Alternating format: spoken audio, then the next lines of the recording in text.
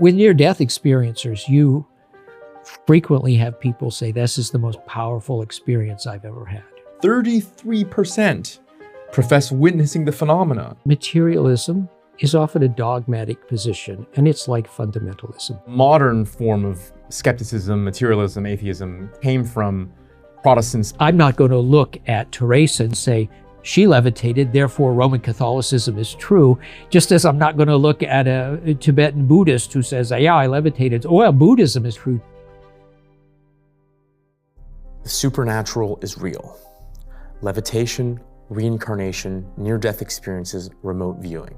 Not only do these events happen, they are well documented. Not only that, but they are well documented by secular, serious scholars and scientists. There are entire labs out of Duke, Stanford, Princeton, UVA that have come up with compelling evidence of the supernatural that cannot be absorbed into a materialist frame. This is the claim of my guest, Dale Allison, who himself is a Princeton historian and a highly respected scholar. So why haven't we heard any of this? When I read Allison's impressive survey, my first reaction was not just shock, but anger. Why haven't I, in my 20 plus years of education, ever been told any of this radical data and the Copernican shift it seems to suggest? My guest Dale's answer is that all of this has been systematically suppressed by not just atheists, but the religious as well. This data is threatening not just for the materialist worldview, but most religious traditions as well. In fact, you're going to learn how atheism itself is an outgrowth of certain sects of Christianity. In this interview, you're going to hear about all the mind-blowing empirical data for the supernatural and what this means for the world you and I live in. You wrote a book called Encountering Mystery it's a survey, really, of the different metanormal experiences across traditions and across cultures. Let's say you were talking to a diehard materialist right now. What examples of the metanormal would you give that you think is the least likely to be absorbed into a purely materialist frame? Okay, well, the first thing I would do would be to refer to two books. So the first book I would refer to is a book called Irreducible Mind, A Psychology for the 21st Century, edited by Edward Kelly, which is an empirical refutation of materialism. And the second book is by a man named David Bentley Hart, which is called All Things Are Full of Gods. So one of those books takes an empirical approach, and the other takes a philosophical approach. So I would simply say, go read those two books, and if you're still a materialist, I can't help you, all right? But if you're going to ask me for experiences from my book, one thing I do talk about is near-death experiences which have veridical elements, or apparently veridical elements. And so this is when a patient is out of it, let's say, being operated on, and then they wake up, and then they talk to the doctor, and they say, by the way, I noticed that you had tennis shoes on. And the doctor is very puzzled and says, well, yeah, there's no way you could know that. There are quite a few stories now from doctors and nurses who say, so-and-so told me something that he or she could not have known, should not have known, but did, because the person was out when what they saw happened. So one woman talked to a doctor and said, I saw this in your operating room, but I also saw what was happening in the next operating room, and somebody amputated a leg and put it in a yellow bag. And the doctor didn't know anything about this, and he went and checked, and in the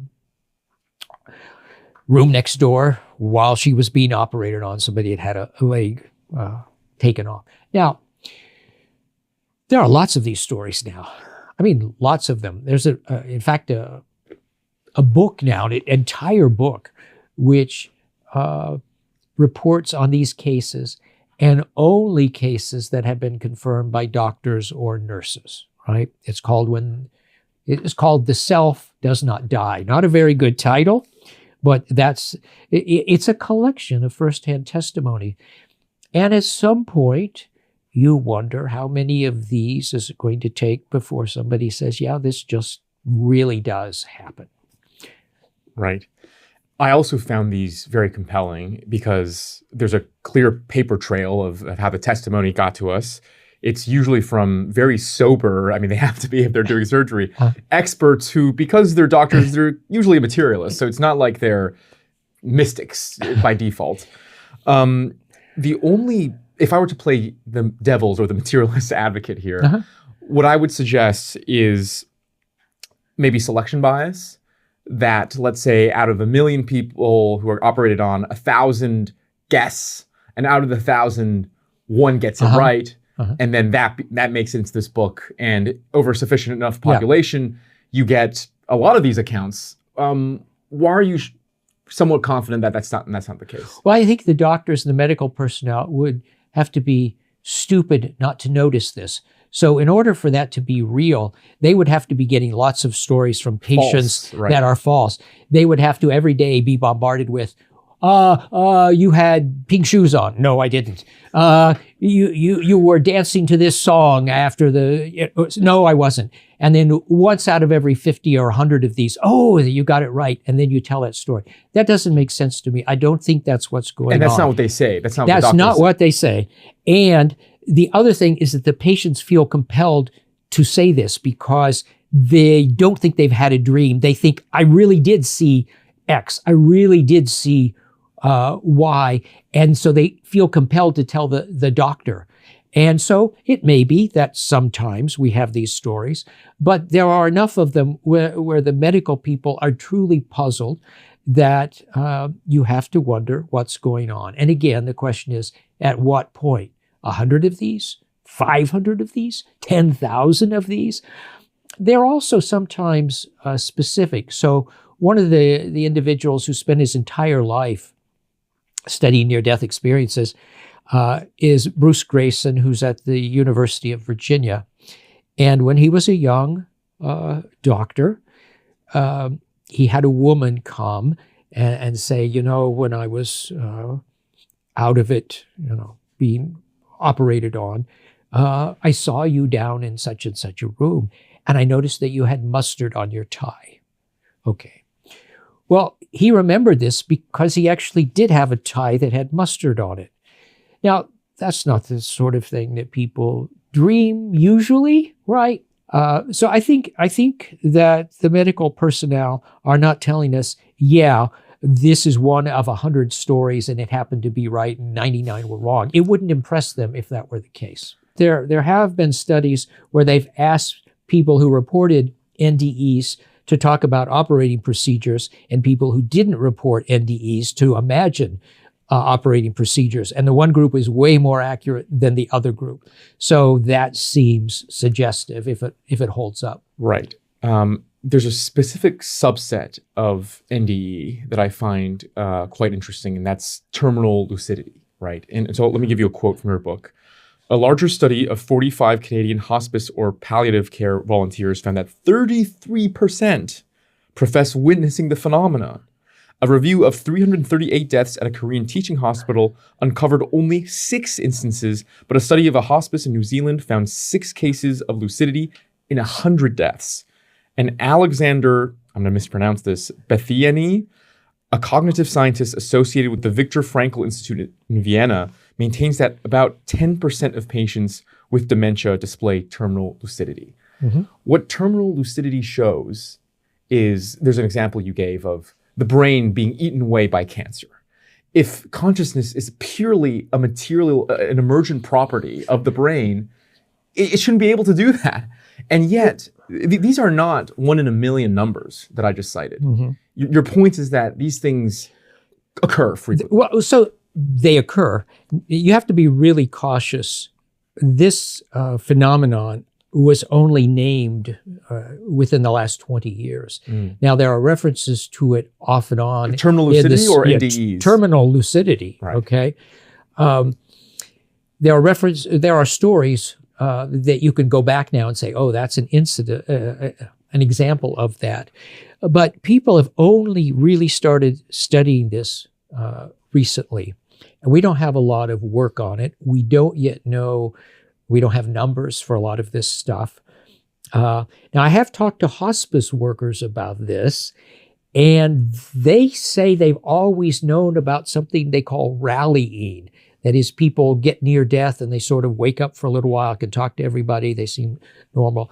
But the cases of terminal lucidity that are so interesting are those of patients who have been mentally gone for 6 months or a year. And as you said, maybe they've had cancer, brain cancer, or maybe they've had advanced Alzheimer's and they haven't communicated for a year.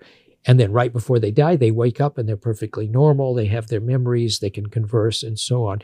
So we're right at the beginning of studying this. So I don't want to draw conclusions, but I would say this is not what you would expect if you had a materialist. I don't think it's what you would expect. You wouldn't say, oh yeah, of course, we're going to have cases of terminal lucidity once your brain isn't working anymore. So it's one thing that may fit a larger pattern, again, suggestive of something other than materialism. Right. And the opposite, you're not saying that this is the mechanism, but a opposite suggestion of how consciousness could work is what you called, or maybe someone else called it, the antenna model, right? Yeah. Instead of the brain being fully responsible for consciousness, maybe consciousness is like a radio wave and it's out there and the brain is an antenna. And what I loved about this is that this actually explains why certain times of low brain states actually correlate with higher consciousness and not lower consciousness. For example, psychoactive drugs, sleep and dreams, meditation, right? Well, in some meditative states, you're shutting down certain parts of your brain. You're deactivating yourself. So this model goes back at least to, as far as William James, although he is not inventing it. But what happens is after the invention of TV, people who like this thought use the TV analogy. So you have a television set and you watch a program. And if you take an axe and hit the TV, well, there's no program anymore. But the TV isn't the source of the program, right? And you can mess with the dials. You can do all sorts of things to ruin the picture. And you could make an argument, if you didn't know anything about radio waves, or, you know, if we're talking about old-fashioned television where the TV came through the air, you could conclude that the TV produced this. You wouldn't know anything about these invisible waves out there. So I wouldn't call this a model. I would call it an analogy. So maybe consciousness is something like this. I think it's brilliant. James actually designed this as a way of getting around the popular materialism of his colleagues, his psychological colleagues, in his own time and place. And he said that empirically, there's no difference between what this model says and what a materialist model predicts. That is, he couldn't think of any way to prove one or the other. But he did think that maybe drugs, he had some experience himself, could mess with the brain, and then you would plug into something that's already there. So I like this model, but I have to be very careful because I'm an historian of antiquity. I'm not a neuroscientist. I'm not a brain scientist. I've got 2 shelves of books on the brain, and, you know, I try to read a book every once in a while on neuroscience and brains and so on. But, you know, I don't want to pretend to be an expert.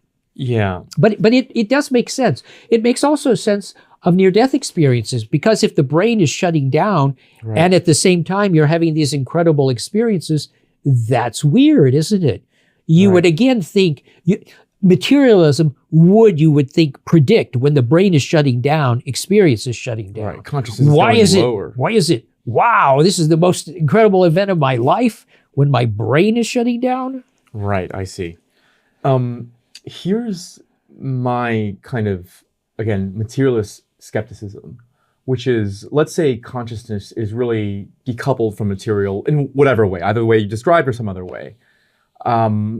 Surely we can design empirical studies to validate that. And one example would be enough. For example, psychic. Literally someone has come to me and say, hey, I have a team of psychics. Would you, I mean, he was offering me some kind of business deal. And I'm like, great. All we're going to do is I'm going to have cards in my hand, and your team's going to guess which one they are. And they stopped answering to my emails, right? So why hasn't, like, if this kind of theory is true, why hasn't there just been the most simple experiment to convince the materialists that they're wrong? Okay, so I could get in trouble here with some people, but I think materialism is often a dogmatic position, and it's like fundamentalism. And so you explain away contradictory data. In the 1930s at Duke University, a fellow named J.B. Rhine did ESP experiments with cards. Now, in one instance, it was a divinity student, a guy named Pierce, and then he had an assistant working for him. I think his name was Pratt. And they were on buildings, and then the quad was between them, right? And so this guy was to turn over cards. I think they were called Zener cards. They had 4 different symbols on them, right? And this guy, at a certain time, when this guy started, they coordinated their watches, he would write down what he thought the card was that was being turned over. And they did, I think, a series of 25, then another series of 25. Okay. Their results were astounding. And nobody has ever said these are chance results. They're just way too high. All right. They're not perfect, but they're way too high. So I read a book by a man named Hansel, E.P. Hansel maybe. It was called ESP, A Critical Evaluation. And this book has a whole chapter on the Pratt-Pierce experiment. This guy knows that it's impossible. ESP is not possible. But statistically, there's no way around it. So what he does is he concocts a scenario for which there is no evidence in which one of them cheated. Okay? One of them cheated.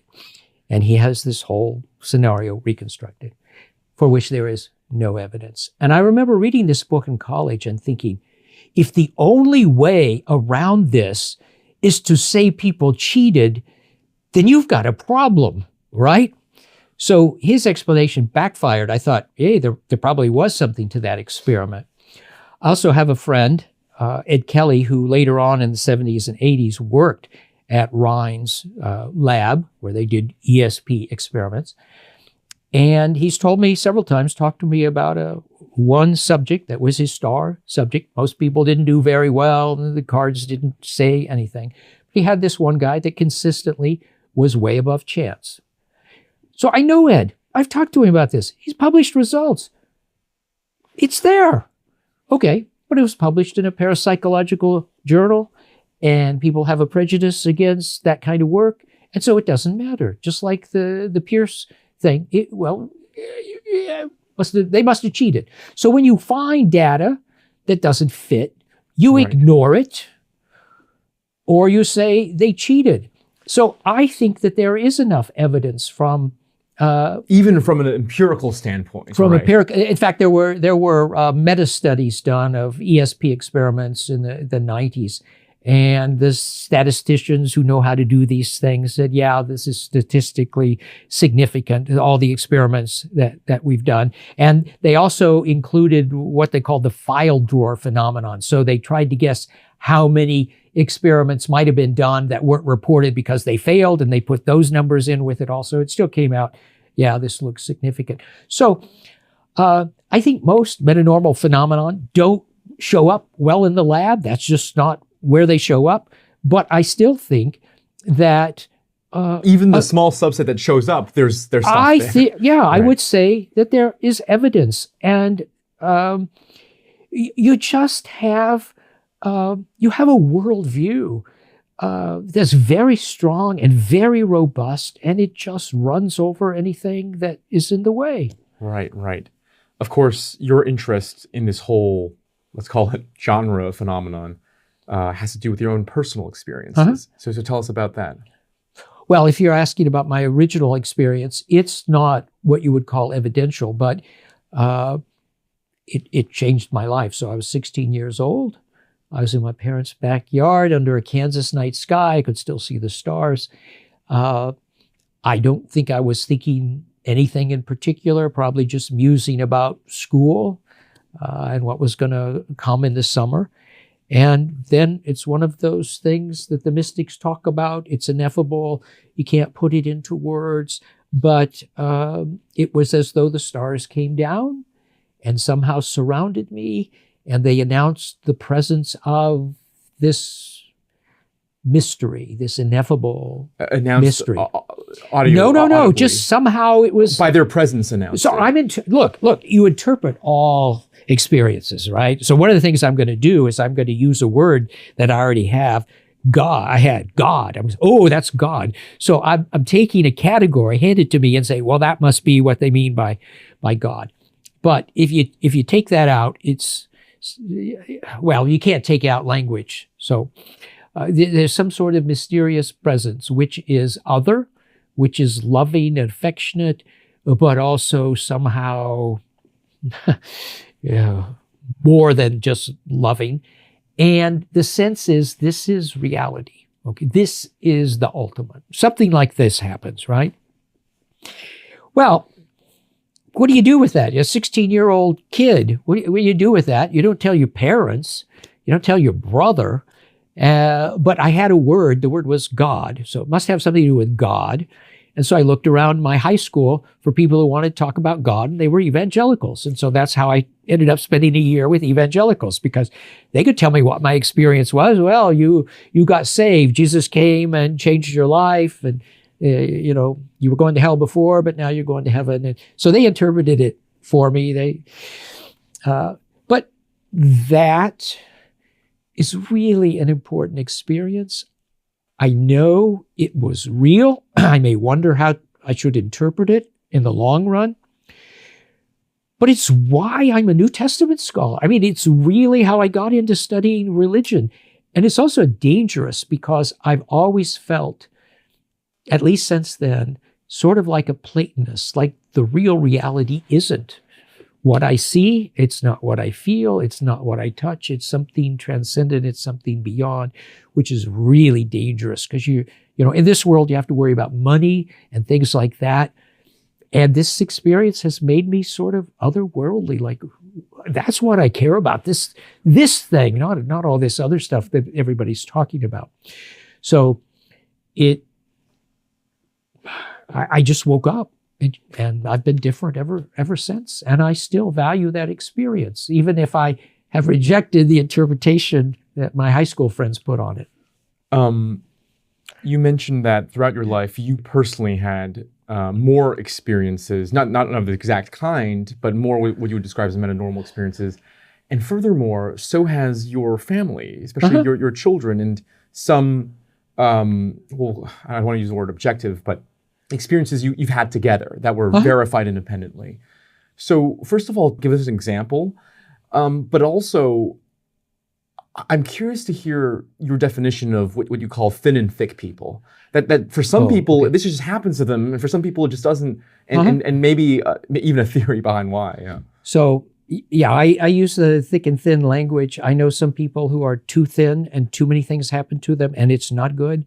You could be too thin, but I know people who are thick and nothing strange or weird or abnormal ever happens to them. So let me give you a couple of stories. Maybe these are the sort of things you're looking for. In 2019, I'm talking to my son, and he has just had an audience with a Tibetan master. And he and 4 other people, I think, had an audience. They asked him questions. And there was a Tibetan translator there. This was in the wintertime. And my son is listening and looking at this aged, he was 90-some years old. And he said at some point he started looking at the man and it looked like he was glowing. Now what's really important is my son's first response was not, wow, he's glowing. It's, what's causing this? And is it the light from the window? Is the light reflecting off the snow? What the heck is going on? So he's looking around. He's a rationalist. He's trying to be a reductionist. And at some point he says, damn it, he's glowing to himself. He's really glowing. Okay, so this happens to him. By the way, I've had another friend with the exact same experience, except it was a Sufi master. So he leaves, and immediately all four of them are jumping up and down because they all saw this guy glowing. Okay, so I don't know the cause of this. I don't know what this is about, but I think it happened, and I don't have an obvious explanation for it, right? I do know that there are tons of stories of glowing saints in Sufism, Buddhism, all over the place. By the way, this is one of those metanormal things. Maybe I've missed something, but most metanormal things occur to everybody, all sorts of people, good people, bad people, religious, secular, and so on. Glowing, as far as I could tell, is always with some holy person, right? So I don't know what that's about. Okay, so that's a story. My daughter, she says, Dad, I had a dream a week ago. And I went to church on Sunday morning, and instead of entering the back door, for some reason, I entered from the side. And when I entered the church, it was dark, and there were no lights. And Johanna came, a woman named Johanna, walked up to her in the dream and said, there's no electricity today. Okay, she has this dream. So a week after she has the dream, for whatever reason, she doesn't remember, she went to church and entered through the side door, which is not where she usually entered. And she entered in, and the lights were off, and it was dark. And then Johanna walks up to her and says, the electricity's off. Okay, so she's my daughter. I don't think she made it up. I think it happened. You can say, well, coincidence, we have lots of dreams. Maybe this one just matched up. Okay, but the problem is I don't have 2, 3, 4 experiences. I have a family full of metanormal experiences. I have metanormal experiences. I think I've seen the future on 2 occasions, all right? So for me, this is just life. This is what happens. Right. And I know people who say, you guys must be crazy, or this makes no sense. I have never heard of such a thing. But if I look at my inner circle of affectivity, my family, some of my closest friends, maybe it's just because they know how strange I am that they can tell these stories. They're open up to you. But they tell me stories. Well, that's true. I've had any number of people, once they find out what I think, come up and tell me stories, and they will say, I've only told my wife, or I've never told anyone before. I think some of it is sociological. I think people feel a social pressure not to say certain things. So my daughter, this is very important to me. One of the reasons I wrote this book, because I'm really not trying to refute materialism in this book. I'm just saying, look at all these things that happen. They shouldn't be pathologized, right? She had this very strange experience, and I won't give you any details, but she told me this experience, which was nightmarish, and it happened to her when she was waking up. And then she said, but she was a teenager, but Dad, you can't tell anybody because they'll think I'm crazy. She knew she could tell me she's not crazy. And this experience, according to her, gave her 10 years of post-traumatic traumatic stress syndrome, right? This was a really weird, nightmarish, unbelievable thing that happened. She should be able to feel free because there's nothing wrong with her. Right. There's nothing wrong with her. It just happened to her, which is where most metanormal experiences just happen to people. They just come out of the blue, and they have nothing to do with mental disability or pathology. Yeah, so that's the thing I'm really interested in investigating with you. Whereas you seem to say some people are thinner, meaning that they have more of these experiences, and some people are thicker. And I think you even suggested, again, not a theory, but maybe it's genetic or something. Maybe it runs in the family. What I'll call it, the classical religious description is there's some places that are thinner and thicker. Mount Athos, very thin, for example. But also importantly, they usually ascribe a kind of moral valence to the kind of experiences. So we're going to talk about later in this interview about feelings of being exposed to the good as you were, or the devil. And usually there's a moral valence. Like if you had the experience that your daughter had, then maybe you did a bad thing. If you had the experience you had, maybe you're a good person. And then there seems to be a set of experiences that I'm thinking more about Orthodox monks and the Buddhist monastics I'm familiar with. It's almost like if you do X, Y, Z, you will experience ABC. If you fast a certain time, if you pray every day, you are going to levitate. And so those seem to be different categories, like things that happen to everyone, things that happen to specific people. Yeah. Well, so I was just talking to somebody who had spent 10 days on a Buddhist meditation retreat, and certain things were happening to him that were very scary and unsettling. And so he went to the director and he said, "These 3 things are happening to me." And the director responded, "Well, yes, this is very common, right? And so this is how you respond." So he was doing something exceptional, and he was following a particular meditative procedure, and the director could say, "Yeah, that's a common result." So there are certain things you can do There are patterns to get certain results, and that makes sense because everything has to do with our brains, right? And you can mess with your brains and do things. So it's like taking certain drugs, but you can have certain experiences with meditation. But here's the thing. I'm very doubtful of a strong connection between ethics or morality and metanormal phenomena. So in the Jewish and Christian traditions, prophets see the future. Well, I've seen the future, I believe. You may not, but I believe on 2 occasions. And these were both very secular contexts, right? And people are healed miraculously in religious contexts, all religious contexts, but there are also lots of cases of so-called spontaneous remission that take place in secular contexts.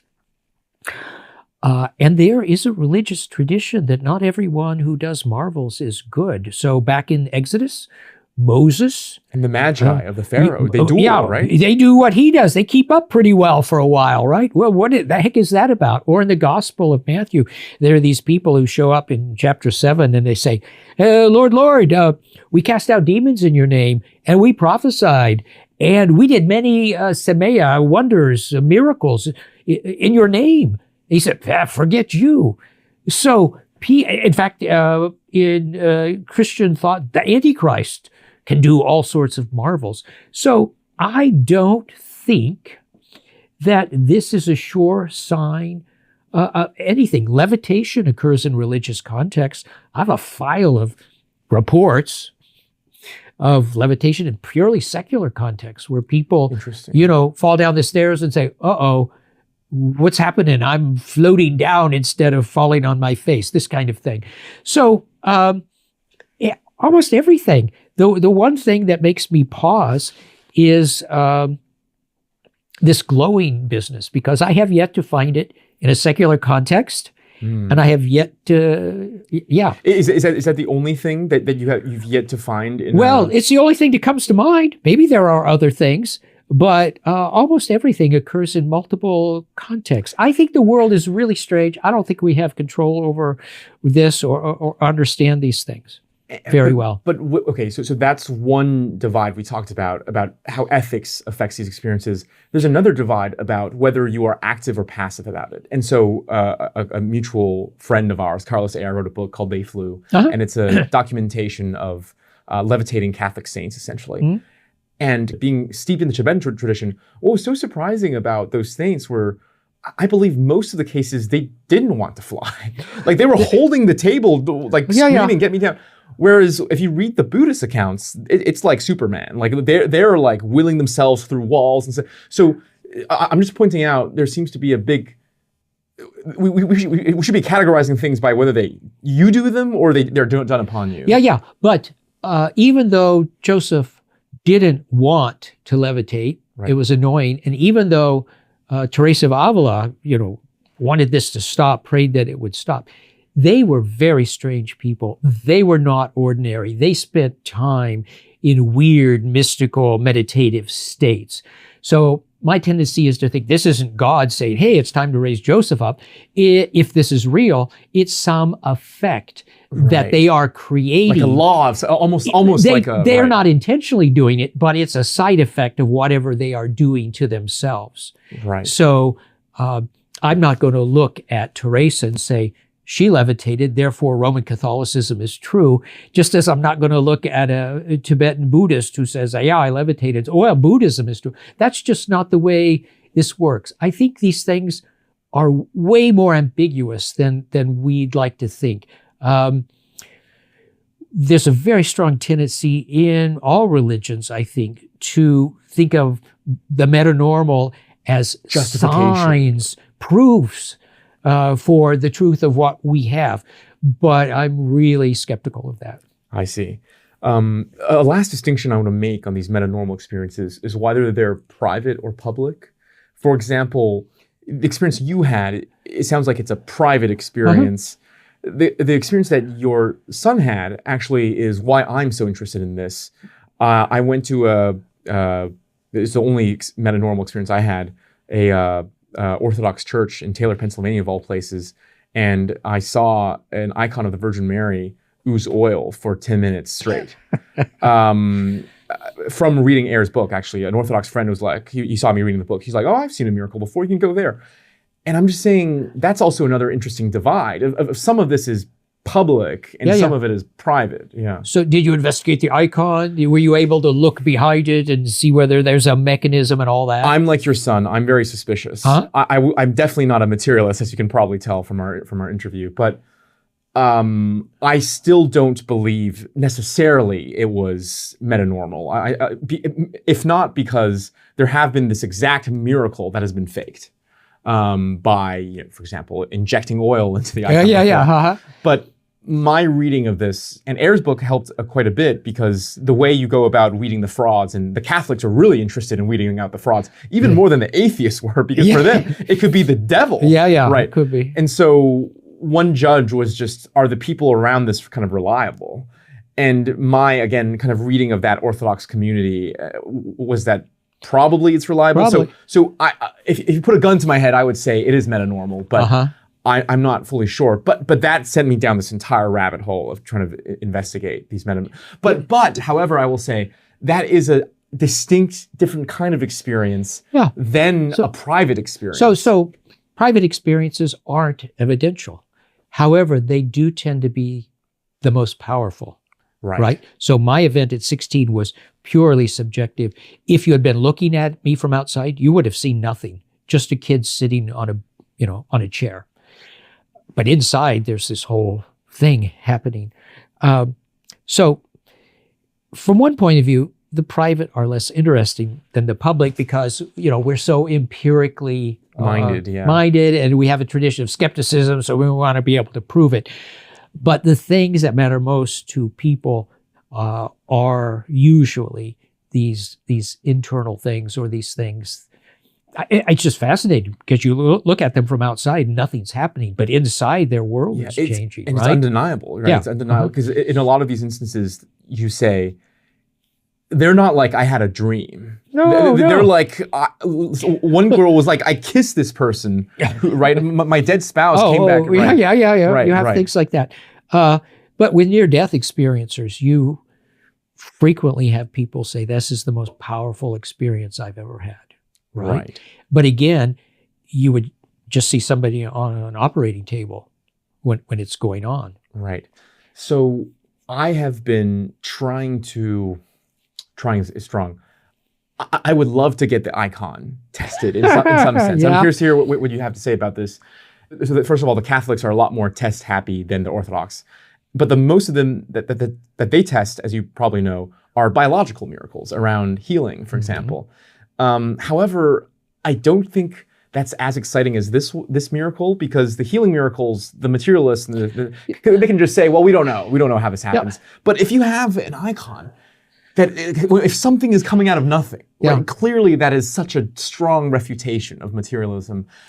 So do you think this is a good idea for me to try to get them to... I'd be thrilled if you could, but religious authorities typically aren't really into this. So you think about the Shroud of Turin, which I don't think is authentic, but it would be nice if you could have some more tests, right? And decide, but they're not going to let that thing go again, right? Last time they took a little piece out and they had to burn it and all that, and it didn't turn out to be, what they wanted. So it's really hard. What are you going to do with an icon? An icon is a holy object. It's a holy object. Well, and it mediates the saint or the divine. So you're going to take that and put it in a lab? No. I was thinking just put it on a scale and leave it there for 5 hours, point a camera to it. And I mean, if the oil keeps oozing, right? Like...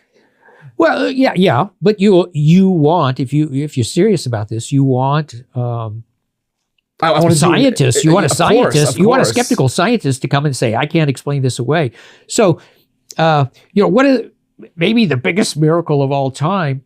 I don't know if you know this. 1996, maybe, and nobody knows why this happened at once. But all of a sudden, on a particular day in India, and then with Hindus all around the world, the milk drinking miracle. And so you hold up a spoon of milk to Ganesh, the god with the elephant head. You hold it up to the mouth, and you can see films of this online. There's films. There's recorded films. Oh yeah, of the milk disappearing. Now the skeptical response is, well, capillary action and surface tension of liquids, and sometimes they're tipping the spoon and it's going down the front, but it's covered by flowers. So maybe the skeptical explanations are correct, right? But it sure would have been nice if you had closer observation of that, right? Which didn't occur everywhere. It only occurred in some temples in India. And if I remember rightly, it stopped the next day. It's a strange thing, but despite the fact that you have thousands, tens, hundreds of thousands maybe witnessing this, you still don't know what this is. You need, if you're going to be scientific, you need a scientific analysis of it. So that'll be hard to get, I think. What do you think is the most charitable interpretation of religious psychology that doesn't want to test this? I mean, it's the obvious one. We don't want to put God under examination, and the materialists aren't going to believe us anyway. Is that? Well, so that is an interesting question. Even if you had a group of scientists say, I've looked at this icon and it's just... Because it's so unambiguous, right? It's so unambiguous. So if you could do that, what would you then say? Well, it need not have anything to do with God. You right, could say course. It might be a paranormal thing. We should take it to the parapsychologists and they can figure it out. Maybe it's caused by some sort of collective wish that has a psychosomatic effect. Right, but then the materialist worldview is out the window at that point. Well, at that point, but if some scientists say this really happened, I know there are other scientists who say, no, they're wrong. They're just wrong about this, right? Again, look, some materialists are open-minded people, but some materialists are really dogmatic, like Mr. Hansel, the book I read, which said there's no explanation for this experiment, therefore they were cheating. That's not not charitable. Right. So let me ask you one last time, which is, there are some mystical experiences that seem like they happen to anyone unprompted. There are some that you do X and Y happens. Yeah. Uh-huh. How do you explain the first class? Again, I'm going back to your thin and thick notion. Are some people genetically more in tune? Is their antenna more, like? Well, so look, if I had to guess, I would say yes, but I'm guessing only because of my family experience. All right. But there's probably a sociological factor because my father had stories. So how do I know that I'm free to tell things and experience things because my father told me stories? How can I differentiate that from genetics? My wife grew up in the same sort of family where she got stories from her parents. And so when something happened to her that was weird, she could tell it. I don't know how to distinguish those two. The other thing is that it seems unfair. If these have something to do with God, as lots of us would like to think, well, God is genetics. That's not fair, is it? Right? Right. So that's not a happy explanation. It's the But best you got. It's the best I have, yeah. Right. I want to double down and investigate this idea that society is repressing a lot of people's abilities to tell about these experiences with a quote. This is an astounding quote. In the 1990s, researchers interviewed 50 people in their early 70s. When first asked whether they had ever encountered a dead husband or wife, only one single individual, a spiritualist, answered affirmatively. After, however, the interviewers informed the widows and widowers that apparent contact with the dead is a common part of the grieving process, not a symptom of mental debility, they opened up. As it turned out, fully half had felt the presence of their departed spouse, and a third reported seeing, hearing, or speaking with a loved one. 1 out of 50 suddenly became 25 out of 50. 2% became 50%. With assurance, people were honest. Without assurance, they kept quiet. That is astounding. Yeah, that is astounding when I first read that, yes. But the even more astounding thing in your book is that I realized what's been repressing people's ability or willingness to talk about the metanormal is not just the materialists and the atheists, but also the religious as well. So tell us why, I mean, in your book, you said Christians, maybe not specifically, but the example you gave was Christians. Why do they want to kind of repress these, what you assume to be spiritual experiences? So my story of modern skepticism begins with the Protestant Reformation. So the Protestants accepted the Catholic belief that miracles authenticate your faith.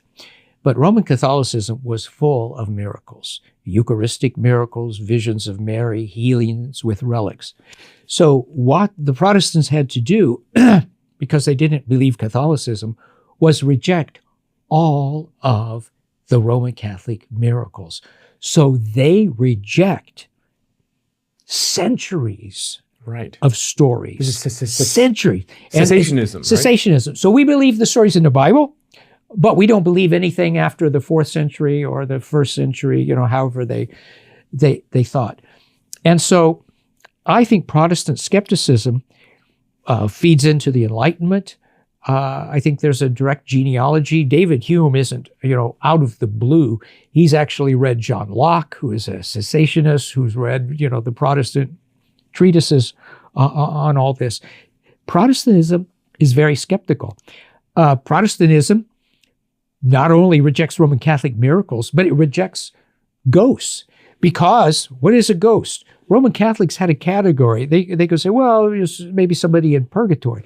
But for Protestants, when you died, you went to heaven or you went to hell. So you weren't around here. So if you're seeing a dead relative,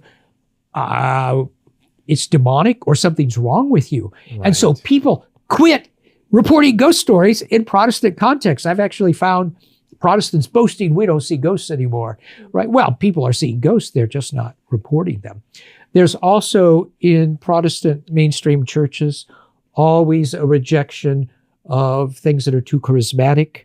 20th century tongue speaking was terrible. Lots of people hated the early Methodists because they were holy rollers and did all these weird things. So there is a very strong Christian tradition of rejecting religious experience and rejecting miracles. And I think there's a direct line from Martin Luther and John Calvin especially to the amazing Randy and contemporary skeptics. Just one footnote. John Calvin wrote a book on relics, and he just makes fun of them and tears down Roman Catholic miracles. And it was recently published by Prometheus Press. Now, Prometheus Press is an atheist press, and they published John Calvin's work because it is so anti-miracle. Right. That's hilarious. It's interesting that the modern form of skepticism, materialism, atheism came from Protestants because they had a theological axe to grind. But I wonder if your observation is true in general, that organized religion, they also might want to repress a lot of these metanormal experiences because they want to control the narrative. Sure, that's always the case. So you always have the hierarchy, you always have the doctrine. So Roman Catholics are very open to miracles, but only miracles that are consistent with the faith, right?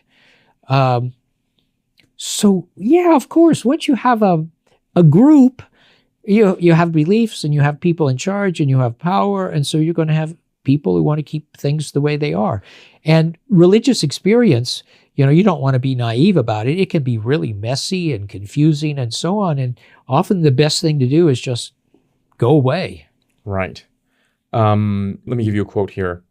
For much of human history, sensing an absent limb seemed beyond reason, and the unfortunate patient who spoke up was regarded as an obstinate lying fellow or even possessed of the devil. It was then a matter better left alone. The patient himself must have often distrusted the reality of his own sensations.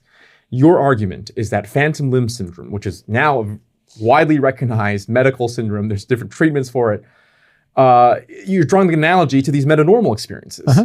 That if you have a culture, and this is what you want your book to do, that pathologizes them, you're going to get people who don't really trust their psychology, right?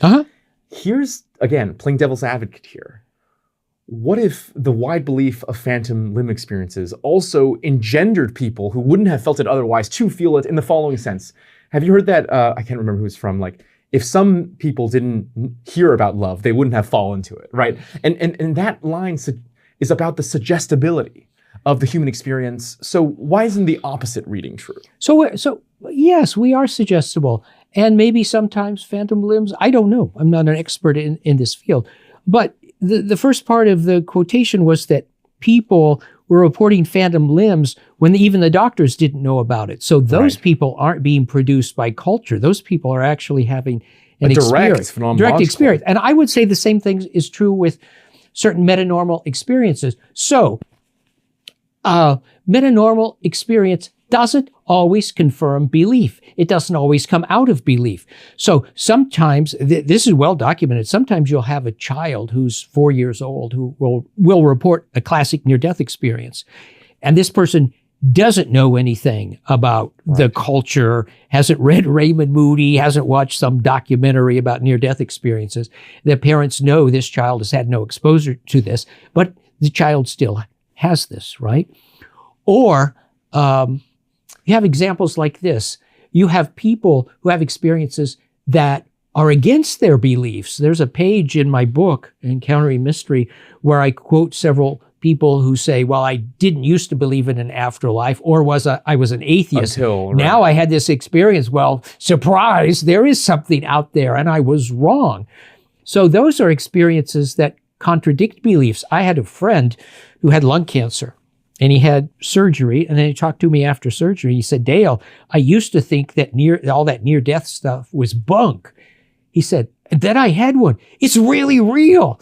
So it converted him. He didn't believe. Right. Or maybe even stronger, he didn't want to believe. He didn't want to believe, yeah. And that's the case with some of the quotations I found from people who said, yeah, I was an atheist. This isn't what I wanted, but okay, I've changed my mind. So you can come up with lots of examples of things like this. One of my all-time favorite is a young girl who is having visions right before she dies. And this is from the 19th century, and I don't remember where I wrote about it. But she's reporting what she's seen, and it's not matching what her religion taught her. And her parents are right there. No, you're supposed to be seeing Jesus and streets of gold, and she's not. And she's reporting what she's seen. It doesn't fit. It doesn't match. So whatever the explanation, that's not just expectation and religious culture. There's something more going on, right? Right. Okay, that's a very satisfying answer. I want to push you maybe in a slightly weaker way. I'll have to concede some ground as the devil's advocate by bringing up an anecdote in your book of a professor of parapsychology, I believe, who had a bull in front of the students. And he said to the class, we're going to chant Om and it's going to levitate. And it did, but it was an electromechanical thing. So he faked the levitation, and he had 6 students come up. And then he asked the students, what did you see after? Only 1 out of the 6, presumably these are students who didn't believe in chanting, and said that they saw the bull levitate. And again, that just blows my mind, that the human vision can be so, like, if you're staring it right in front of it, that nonetheless human vision can be so swayed in different ways. It makes, I totally agree with the general principle. There's a famous study of the gorilla playing basketball. Oh yeah, isn't that great? Okay, but I can explain that away because that's not peripheral. That's peripheral vision. There's a lot more processing.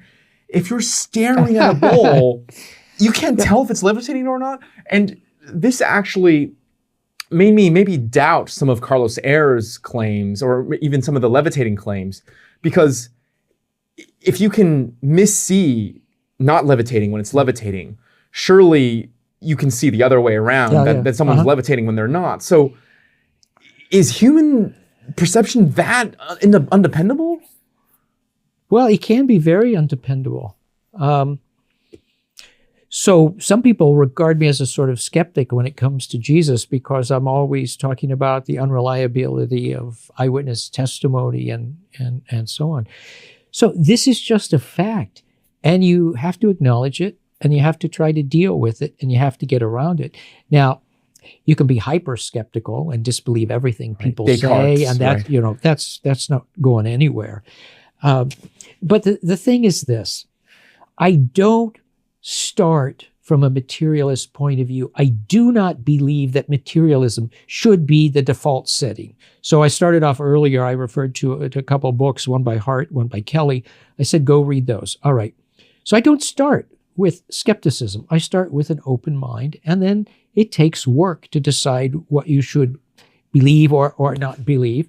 And I'm not very helpful here because I am able to cheat on this one, because I have my own experiences and experience of people they're private next, around me. And so I say, okay, I think that one probably does happen. I think that one probably happens. That one, I don't know, because I have nobody in my inner circle who's had anything like that. Somebody in my inner circle has a levitation story. I'm not sure about it, right? But it makes my mind a little more open. But if you live in a family and in a time and place which has no metanormal anything, and then you go to college and all your professors are materialists, then you're going to have a different default setting, and you're going to be able to play skeptic. But I just start from a different place. But nonetheless, I am quite aware that we can delude ourselves. And I'm quite aware religious people believe all sorts of nonsense.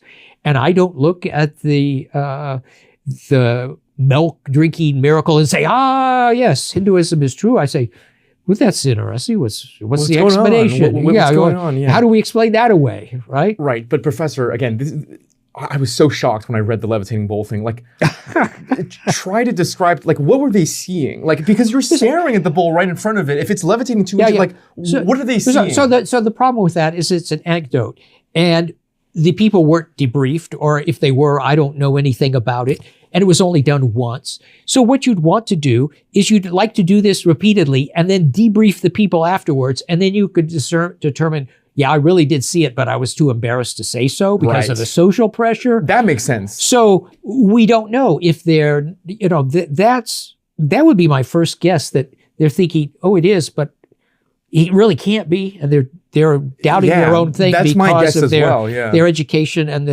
the apparent social pressure. But again, it's a one-off. As far as I know, it only happened once. So we need more experiments like that. And I have enough to do. I don't keep up with psychology. I have no idea whether there are 50 experiments like that which are famous, or it's by itself. I have no idea. So I was looking into this in preparation for this interview, and the analogous experiments that I looked into were, I think, about the length of lines.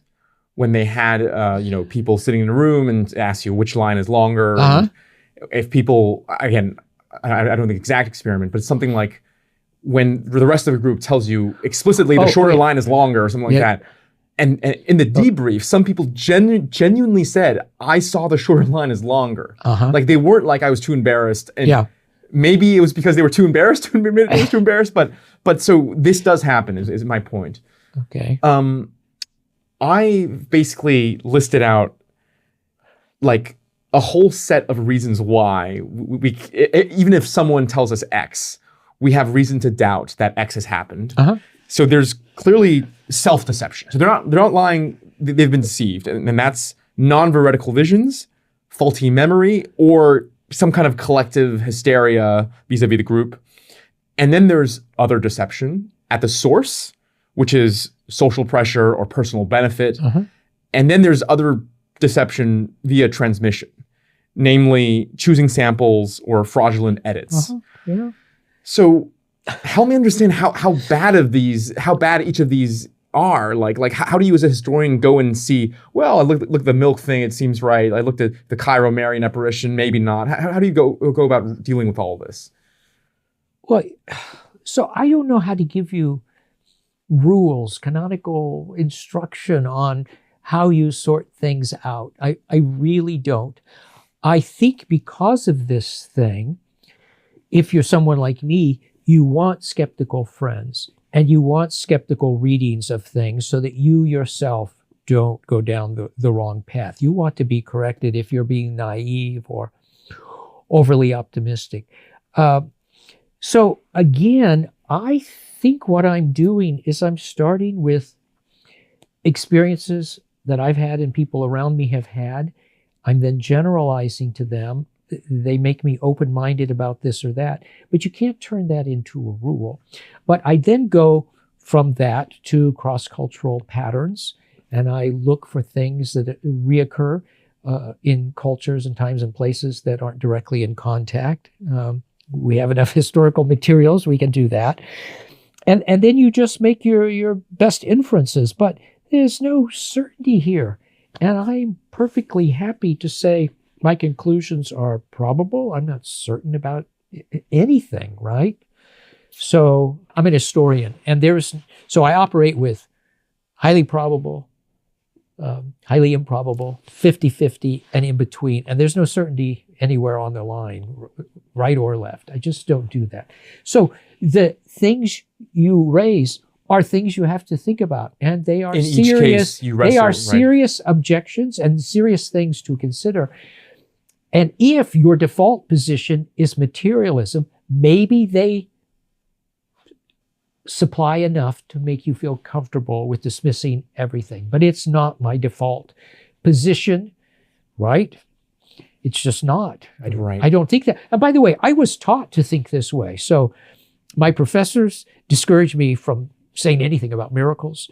My professors discouraged me from doing any theology. They just wanted straight history. And my undergraduate professors in philosophy were horrified when I said I was going to study religion, because they tried to knock it out of me because they knew there was no God and, religion is just nonsense. So I was trained by these people. I know who they are. They taught me how to think secularly about everything. Right. Okay, maybe let me ask two specific questions. The first one is hallucinations, right? This is seeing something non-veridical. How common, like the bowl example, how common is that? And two, often the claim from materialists is collective hysteria, right? Like anytime you have multiple testimony, oh, it's collective hysteria. How often does that actually happen? Yeah. So that's a good question. First of all, I'm not sure what collective hysteria is. It just sounds like a phrase you throw at things that make it go away. Right? Make it go away.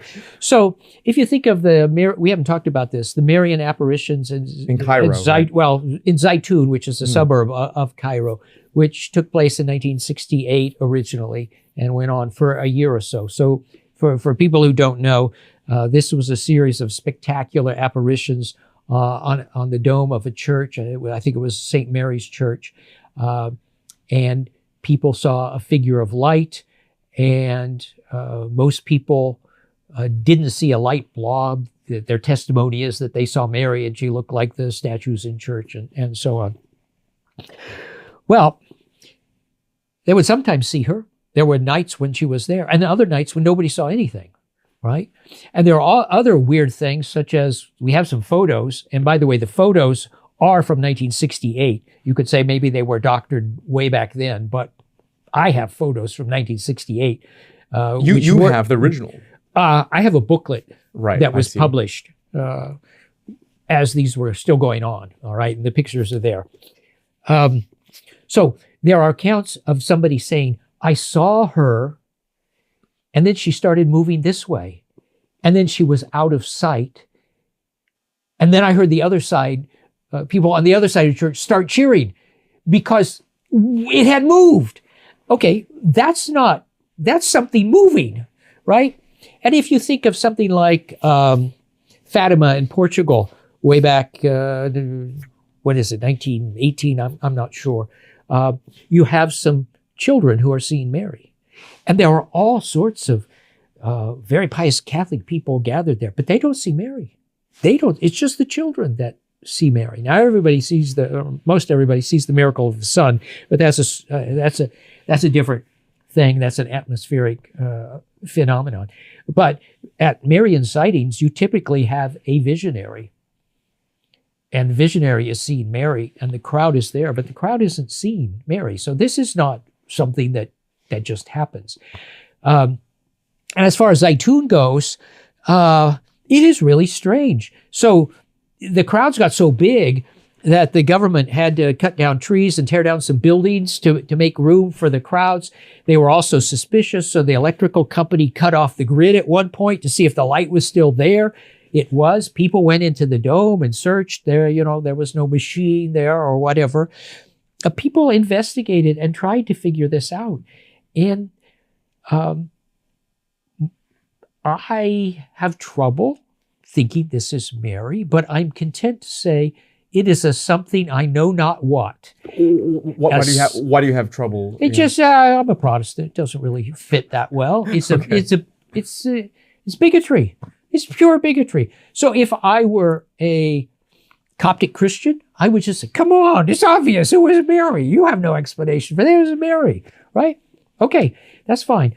I wouldn't really know quite what to do with a Marian apparition, but I think all the explanations of this are ridiculous. Right. They're ridiculous. Right. So what are clear examples of fraud? There are fraud. There is fraud. Like even in Ayer's book, they found fraud in the Inquisition. Of what have you looked at? Because we also don't want to give, I think, the idea to the audience listening to this that, Professor Allison just believes anything that comes on his table. What have you looked at that maybe you were considering putting to the book that's collective testimony that you were like, okay, this is just fraud? Oh, well, that is just wrong. So I don't know what just wrong means. So if you were talking about the milk miracle, all right, I don't believe that it was a Hindu god drinking milk, okay? And there is a possible scientific explanation. So I say, okay, that may be the case. But here's the thing. There were people all around the world with spoons that stuck them in front of statues and the milk disappeared. So it was a real event. It's a real event. The question is interpretation, right? Okay, but I'm trying to say, was there mass collective testimony for an event that was either you determined fraud, there was collective lying, or collective hallucination? They thought that... I don't know what a collective hallucination is. I'm not sure what that would be. There's a story from South America from the last part of the 20th century, and I'm suspicious. A number of people saw Mary, but it was in a waterfall, and I have my suspicions that people are projecting a figure onto it. So maybe that's a case of mass hallucination. Although I haven't looked into that case carefully. I see. Let me try one last materialist gasp, which is one response is psychoactive drugs, as well as what is called the God helmet, right? Which is this device that is able to use, I don't know what it is actually, some kind of waves or some physical thing to induce what people report to be similar to religious experiences. And drugs is probably the more obvious case. And then the materialists say, look, it's all material all the way down. Yeah. How do you respond to that? Well, first of all, everything they're thinking is material all the way down, including their thoughts and their mathematical formulas and everything else. So I don't know about that. The other thing is if you have a sort of theory of consciousness that we discussed earlier, and you're messing with the brain, maybe you're going to have genuine experiences. Because you're working with a materialistic paradigm, you're just assuming that all these experiences are bogus to begin with, right? But maybe they're not. On the other hand, the scientist who had this God helmet, he published on this. And if you go back and you read what he published, you'll find that I think it was 2/3 of people had some sort of experience of the transcendent, but 1/3 of the control group also had an experience of transcendent presences, which is really strange what's going on there. I also know that there was maybe Sweden, but there were scientists who tried to duplicate his results, and they were not able to. This happened later. Right.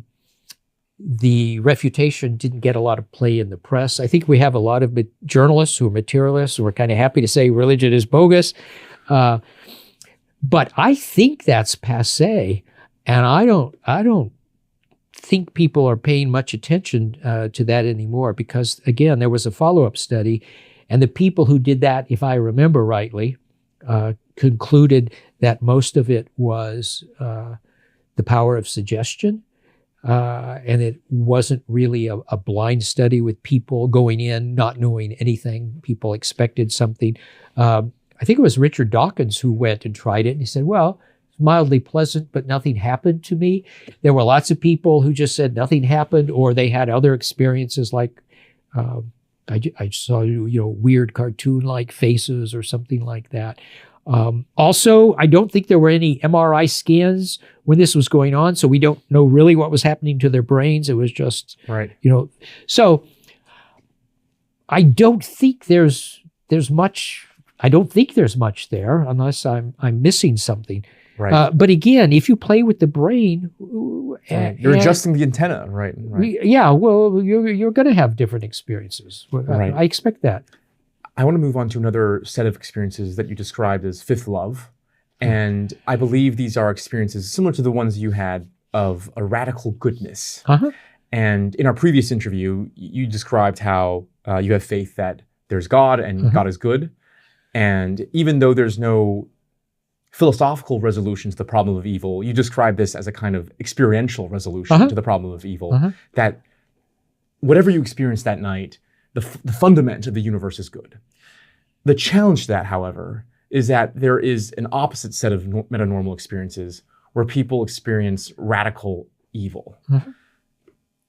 Wouldn't that lend to a Manichaean worldview? How do you think about that? So first of all, Manichaean, Zoroastrian worldview makes perfect sense to me. I'm not a Zoroastrian or Manichaean, but if you look at the world, it's full of wonderful, good, beautiful things, and it's full of terrible, horrible, miserable things, and it makes sense to think that there are, two powers. But here's the thing. If you read the testimonies to this radically evil other and this radically loving other, you will see a difference. How do you explain this difference? Well, we can talk about that. Many people, who have this experience of overflowing love, acceptance, and say, I've never felt anything like it before or since. I was just overwhelmed by this transcendent love and bliss. Many of them say, and that's what reality is all about, or this is what it's all about, or this is the fundamental reality. Nobody, I've never run across anybody who had the experience of evil and said, yeah, that's what it's all about. That's fundamental. Yeah, you could say maybe it's because they're all chickens. Right. I don't know. They don't want to say that. Yeah. But this, I would push back on that, because these people, their testimony is this is part of the experience. Right. It's not the interpretation. I'm thinking 10 minutes later, what does this mean? Okay, I've decided that's what it's all about. It's like when they're in it, this comes with the experience, right? And I've never run into an account where that's part of this experience. Wow. So experientially, that's interesting, isn't it? Yeah, well, that is actually a lot more satisfying answer than I expected that you would give. But you yourself are not determined. Your Christianity doesn't force you into a non-Manichaean world. Like you said, you're totally happy with a two power kind of world. Oh, well, no, all I meant was that's a reasonable way to think religiously. But no, I think that God, I guess ultimately I'm a monotheist, right? Right. So And you said that you also disbelieve in the composite Satan of Christian history. So what is the evil that you disagree with? Yeah. Oh yeah. So what happens is Satan has a biography, and the biography in part is made up of people misinterpreting scripture. So you have an oracle in Isaiah, I think it's 14, where you have this picture of the king of Babylon and how he's fallen from heaven, right? And then you've got an oracle somewhere in Ezekiel, maybe chapter 28, about the king of Tyre, how he was decorated and walked around the Garden of Eden and so on. So these texts tell you that they are about the king of Tyre and the king of Babylon. But Christians have come along and said, no, that's really got to be about Satan. And so they then use that to construct Satan's biography. We're going to use Isaiah 14, and then we're going to use Ezekiel 28. And since he's in the Garden of Eden, we're going to read him back and turn him into the snake.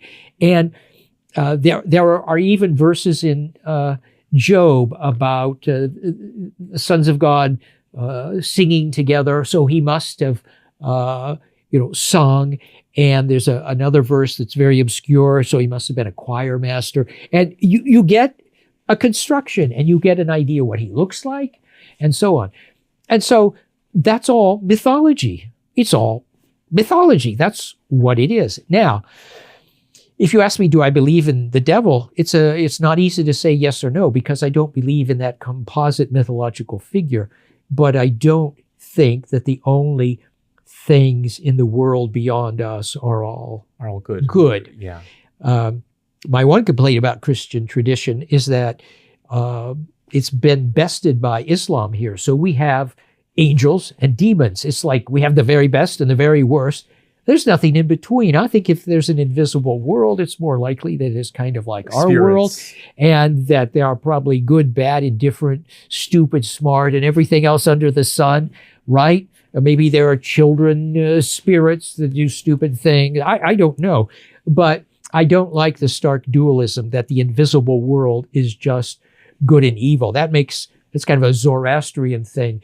Islam has its jinns and, mischievous spirits and so on. I'm happier with a broader spectrum. Has your investigation of this realm as a Christian ever weakened, challenged, made you doubt your faith, at least in two ways? I can think of two ways. The first way is by legitimizing the traditions of other traditions, like the milk one. And I don't mean that you're certain the milk thing happened, but by seeing that they're more legitimate than first meets the eye, it acts as a weakening force. And the second one is, there does seem to be metanormal experiences that suggest one tradition over the other. And the one I can think of is the experiments done in UVA, not with near-death experiences that you mentioned, but reincarnation that you did not. And I'm sure you're familiar with this literature. Yeah. So you want to talk about reincarnation for a minute. Maybe what you're trying to get at is that reincarnation is not a part of mainline Christian tradition. It is in the Buddhism and Hinduism. But it is, right? Yeah, okay. So my view is this. Knowledge is knowledge. That's it. Knowledge is knowledge.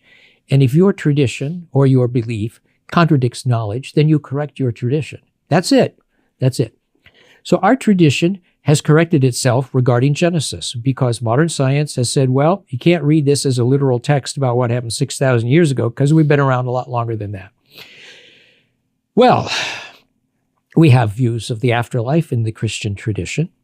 What if we decide, what if we read Ian Stevenson, what if we read Jim Tucker, and we decide some of these stories are true, and we can't dismiss them, they're not just made up?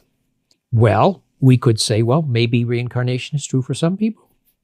Or we could say, well, maybe sometimes people plug into, a library in the sky and, download a life somehow.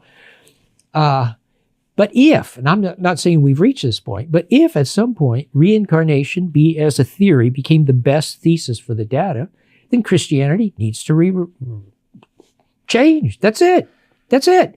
Hold on. But at what point do you stop trying to change Christianity and do you just change your tradition and, for example, join your son in meditating with the Tibetan masters? Because you're like, well, these people, this is their central thing. Our central thing is imminent apocalypse. Your central thing is that's not my central thing. Fine. But you see what I'm trying to get at.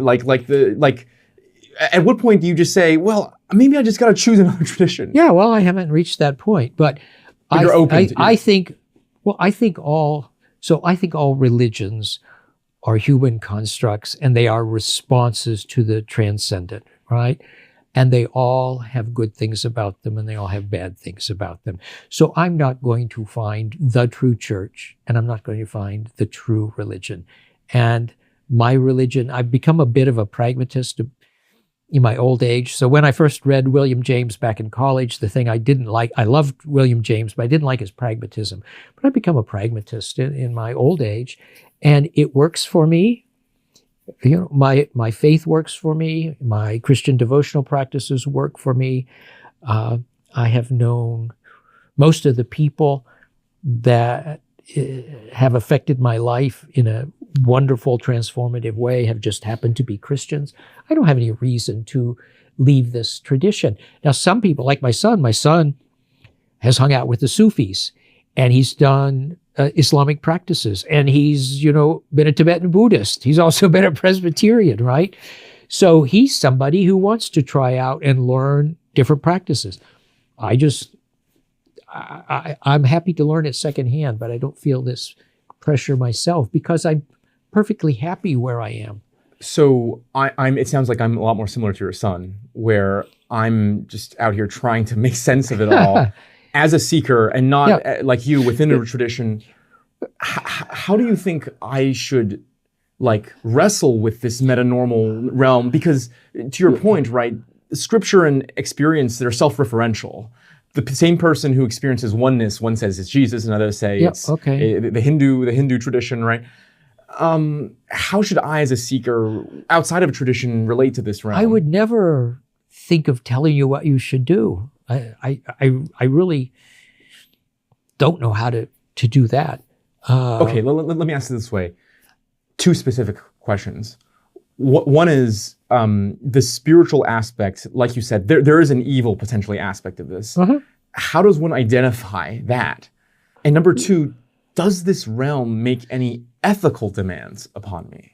That's a really good question. So the first question was demons. How to avoid demons? Oh, well, you have to live within an ethical tradition. That's it. And all the major religions have ethical traditions. And when you run into things that contradict those ethical traditions, then they disagree. Your antenna go up. Pardon? They disagree on what would they disagree on? So what do you have in mind with regard to the metanormal? Well, in Odinism, you have to die in battle to go into Valhalla. Okay. So I don't like that religion very much. Okay. Right.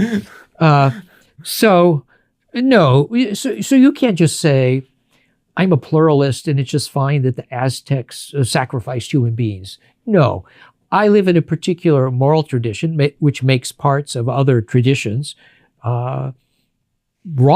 That's it. So I'm not a pluralist in the sense that I'm a relativist in terms of knowledge or ethics. But you have an ethical tradition within Buddhism, for example, and it tells you don't go there, don't do that. It's the same thing with Christianity. Don't go there, don't do that. Hold on, but sorry to interrupt you, but in Christianity, they tell you to don't go to the Buddhists, to don't go to the pagans, right? At least in the scripture they do. So, all right. So there's a big question here. The they. Who is the they? Well, the they are the Christians. Now, for me, people have trouble understanding this when I say it. I don't think of Christianity as a thing. Right. It's not a thing. And I don't think along the line of C.S. Lewis's Mere Christianity, so we have these 6 things, and if we believe them, we're all Christians. For me, Christianity is encounter with certain people, all right? So for me, Christianity is wrestling with Origen and Gregory of Nyssa and Isaac of Nineveh and Pascal. And they disagree with each other about certain things, right? But that's what it is. It's these people who disagree with each other. And I live with them. I live with other people. I live with Paul. I live with the Gospels. It's living with different people and different texts. And that's it. There's no essence there that I can identify. All right? Right. There's no essence there. And therefore, for someone like your son or myself, you don't think that our spiritual life or pursuits need to be constrained within a tradition at all, because there is no tradition to kind of begin with. Well, no, there are traditions, but I'm not somebody who feels, so I am inside the Christian tradition, but I'm somebody who's exploring. And when I meet other people out here, I'm not threatened by them. I hope God is with them too, right? And I wish them the best. And that's it. And then maybe I can talk, sit down, have a beer, and learn some things from them. Right. What about the second question, which is, does this realm make any ethical demands upon me? So I don't think levitation does. I'm not sure that glowing does. But I think this experience of transcendent love comes with a sort of implicit imperative. If you think this is what it's all about, then there's an imperative to conform yourself to that, or be a channel of that, or somehow try to live that into the world. So that one I do, okay? I see. But multiplying food, if that ever happens, it doesn't give Good for me you, yeah. one of the most famous miracle workers, maybe the most famous of the 20th century, was a Hindu guy named Sai Baba. Right.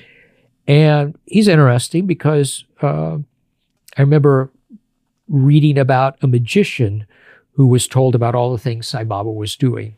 And he said, well, I can do that, but these things over here, I can't do them. Those aren't magic tricks that I understand. But Sai Baba, it is pretty overwhelming that he wasn't the best character in the world, and that he misbehaved sexually. Okay, we'll just leave it at that. As well as a lot of the Tibetan masters, actually. Okay, well, yeah, that's another very sad story.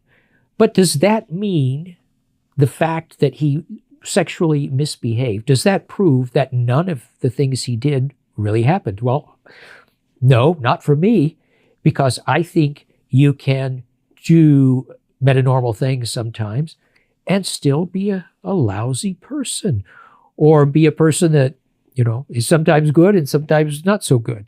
So I don't think of metanormal things as stamps of approval from God, but I do think of this one experience as holding within itself what is central to Christianity. Now, maybe I'm just reading Christianity into this, but 1 John, God is love, right? And the first imperative for Jesus is all about love. Love God, love your neighbor. Those are the most important things, right? So those things, that experience is congruent with those theological ideas and imperatives. So I don't think I got a full answer to kind of what you would instruct your son or someone like myself, which is it important to operate within a tradition, or is it even possible to, I like how the Tibetans do this kind of practice, I like how the Sufis do this, yeah. So I think most people are best practicing within a tradition and learning what they can from other traditions. But there are other people who want to explore. And I don't know what the future of religion is, but it wouldn't surprise me if the future of religion is not in part informed by people who have been practitioners of different traditions, and because they've done that, have certain insights that the rest of us who have confined ourselves to a particular tradition may not have. Right. And so, okay, if it is probably best for people, most people, to operate within a single tradition, how does one go about differentiating traditions, especially for someone like me who is born between cultures, who has this choice in a way that it sounds like you were born into a Christian worldview? And what should how should the metanormal world influence that decision, right? Because in the Bible, you are dueling miracles, and so, but you don't want to just go to the tradition that has the best miracles, right? That's clearly also not the right one. So how does one go about deciding? How does one go about deciding what? Which tradition to join? Differentiating traditions, and then what, if any, should the metanormal influence that? So I don't know where the metanormal comes into that. If you have experiences that are congruent with Christianity, then you're going to, fit there. If you have some experience that's congruent with Tibetan Buddhism, you're going to go there. But I don't know how to make generalizations like this. I don't know where the shoulds come from. Look, I think I'm a mammal. I think I have a mammalian brain. I don't think I understand most things. I muddle along. I think the world is very confusing. I think religion is really confusing. I think God is a great big mystery. So talking to you makes me feel guilty, as though I have answers. I will go home and think I shouldn't have done that, because what do I know? But in my heart of hearts, it's what do I know? And how can I be talking to people and people trying to learn from me? Because the world is a big buzzing confusion, and religion isn't sort of the safe space where it all makes sense. No, the confusion and accelerates. Well, if anything, it accelerates. So it's a very difficult business. And it's been a very ugly business often in the past, and we have not been generous with each other. We're still not often generous today. I have friends are just scandalized that I'm a universalist. And they're lovely Christian, wonderful people, but they just can't understand how I can wish everybody well in the long run, right? I see. Doesn't make sense to them. I see. But their view doesn't, I see. Doesn't make sense to me. Thank you for a fascinating interview, Professor. Thank you. Thanks for watching my interview. If you want to go even deeper into these ideas, then join my email list at jonathanb.com. You'll not only get full-length episodes, but also transcripts, book notes, and invitations to future lectures. Now, if you like this interview, be sure to check out my other interview with Dale Allison on Christianity. You can find links to that episode and everything else we covered today in the description and on my website, jonathanb.com. Thank you.